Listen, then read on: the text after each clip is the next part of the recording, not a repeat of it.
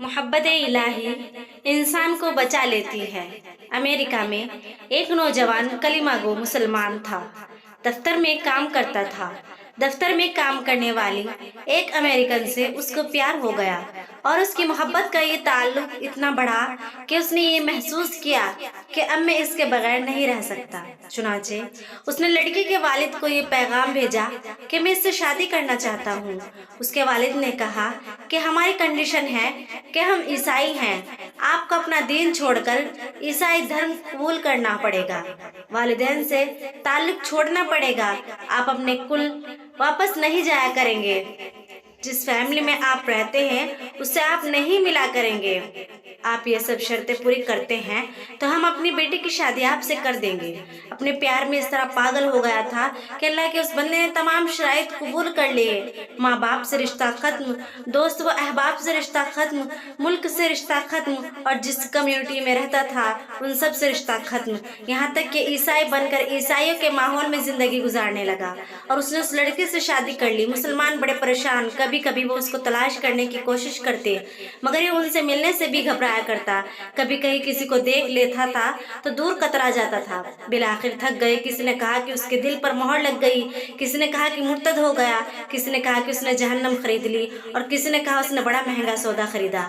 हर एक की अपनी अपनी बातें थी। 3-4 साल इस साल में गुजर गए, यहाँ तक कि दोस्त व अहबाब सबकी याददाश्त से भी निकलने लगा। भूली बिसरी चीज बनता चला गया। एक दिन जब मस्जिद के इमाम साहब ने फजर की नमाज के लिए दरवाजा खोला तो देखा कि ये नौजवान आया और उसने वुजू किया और मस्जिद में नमाज के सफ में जाकर बैठ गया। इमाम साहब बड़े हैरान हुए कि उनके लिए तो ये बड़ी अजीब बात थी। खैर नमाज पढ़ाई और उसके बाद उससे सलाम किया, फिर उसको लेकर अपने कमरे में गए और मोहब्बत प्यार से जरा पूछा कि आज बड़े दिनों के बाद आपकी जियारत नसीब हुई। उस वक्त उसने अपनी तमाम हालत बताई कि मैंने उस लड़की की मोहब्बत में अपना सब कुछ कुर्बान कर दिया, बहुत कुछ मैंने अपना ज़ाय कर दिया, लेकिन जिस घर में मैं रहता था मेरे उस घर में अल्लाह का कुरान पाक रखा होता था। मैं जब कभी आता जाता था तो मेरी नजर कलाम पाक पर पड़ती थी। मैं अपने दिल में सोचता कि ये मेरे मौला का कलाम है, ये मेरा अल्लाह का कुरान है और मेरे घर में मौजूद है। मैं अपने नफ्स को मलामत करता था। अमाल तो मेरे बुरे थे लेकिन दिल मुझे कहा करता था कि नहीं, जिसका मैंने कलमा पढ़ा है उससे मोहब्बत जरूर करता हूँ, उसकी निशानी मैंने अपने घर में रखी जरूर है।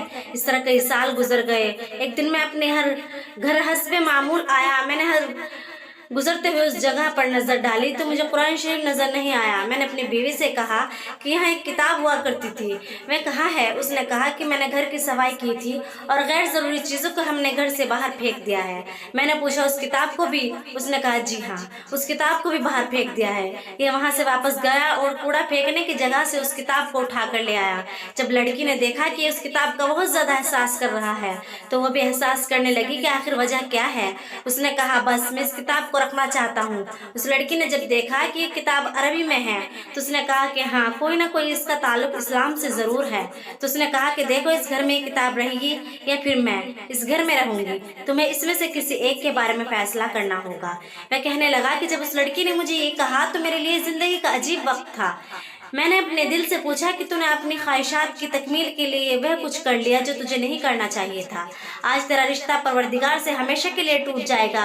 अब तू फैसला कर ले, अब तू अपने परवरदिगार के साथ रहना चाहता है या फिर उस लड़की के साथ। जब मैंने दिल से ये पूछा तो दिल से एक आवाज़ आई कि नहीं, मैं अपने अल्लाह के से कभी भी काटना नहीं चाहता।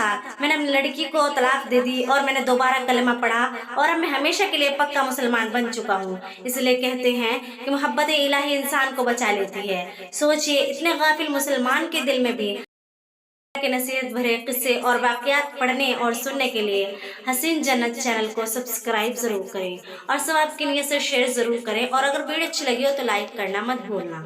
अल्लाह हाफ़िज़।